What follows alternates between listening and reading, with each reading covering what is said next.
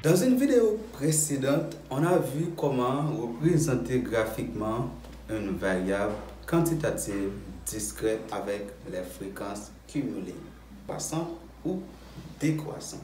Dans cette vidéo, nous allons voir comment représenter graphiquement les fréquences cumulées d'une variable quantitative continue. Les fréquences cumulées d'une variable quantitative continue est représentée par courbe cumulative à travers un tableau de distribution statistique contenant des données quantitatives continues. Nous allons vous montrer comment représenter graphiquement les fréquences cumulées. On a déjà réalisé une vidéo sur comment représenter graphiquement les fréquences simples d'une variable quantitative continue à travers soit un histogramme de fréquences ou un polygone de fréquences. Dans cette vidéo, nous allons travailler avec les fréquences croissantes ou décroissantes par une courbe cumulative ou une courbe en S. Regardez avec moi à travers ce tableau statistique qui représente la répartition de 200 employés d'une entreprise B selon le salaire en dollars. Maintenant, à travers ce tableau, on présente d'abord le salaire en dollars qui représente la classe, les différentes classes XI, les effectifs des employés, les fréquences relatives en pourcentage, les fréquences cumulées croissantes avec les effectifs et les fréquences cumulées croissantes et décroissantes avec les fréquences relatives. Donc rapidement, on a déjà expliqué dans une vidéo précédente comment peut-on calculer les différents types de fréquences qu'on a dans ce tableau-là. Mais ce qui nous intéresse maintenant, c'est comment représenter les fréquences cumulées, croissantes ou décroissantes. Donc, c'est-à-dire, nous allons vous montrer comment présenter une courbe cumulative, comment tracer une courbe cumulative ou une courbe en S. Une variable est quantitative continue à titre de rappel, c'est lorsque les modalités sont représentées par les groupements de classes. C'est-à-dire, à travers ce tableau de distribution-là, on voit que le salaire des employés de l'entreprise B se présente par les différents groupes de classes. C'est-à-dire, nous allons travailler avec les fréquences cumulées, croissantes ou décroissantes. Quelles sont les techniques qu'on doit utiliser pour représenter le diagramme d'une distribution contenant des variables quantitatives continues?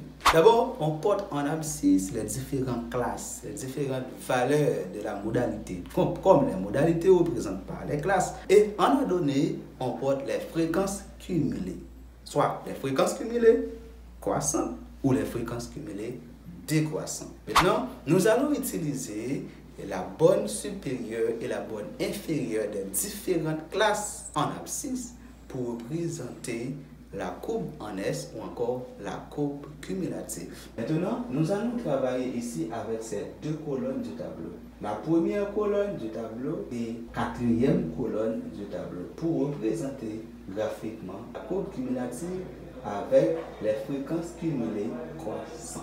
Ici, on a en abscisse les différentes modalités de la variable. Maintenant, pour tracer la courbe cumulative, on doit commencer par la limite supérieure de chaque classe comme abscisse et les ordonnées représentent les fréquences cumulées. Et la courbe doit commencer à partir de la limite inférieure de la première classe et se termine à partir de la limite supérieure de la dernière classe. Et ça, c'est le premier point qui va constituer la courbe cumulative. Et le deuxième point va constituer par la limite supérieure ici et qui va correspondre à la fréquence cumulée ici. Ça, c'est le deuxième point. Et le troisième point, c'est la limite supérieure ici, et qui va correspondre ici à cette valeur ici. On met ici le troisième point. Et le quatrième point ici, la limite supérieure ici, qui va correspondre à cette valeur ici. Et on a le quatrième point ici, correspond à la fréquence et la limite supérieure ici de cette classe. Et la limite supérieure jusqu'ici. Jusqu'ici. On met ici ça. Et le dernier point jusqu'à la limite, ok, supérieure de la classe ici qu'on a ici. Donc ça c'est le troisième point. Donc rapidement, on trace la courbe cumulative avec les fréquences cumulées croissantes. C'est-à-dire on a une courbe croissante. Et nous allons tracer maintenant la courbe cumulative avec les fréquences cumulées décroissantes. Rapidement, on porte les fréquences cumulées décroissantes ici sur le graphique. On a ici 15 et ainsi de suite. On a ici 25, on met 25 ici et on a 55 ici, on met 55. Donc c'est-à-dire on trace ces deux courbes sur un même repère. Ici, après 55, on suppose que 110 se trouve ici, 110, on suppose que cette valeur ici, 110, et après 110, on a 160 inférieur à 175, on suppose que 160 se trouve ici, et après, la dernière valeur, c'est 200.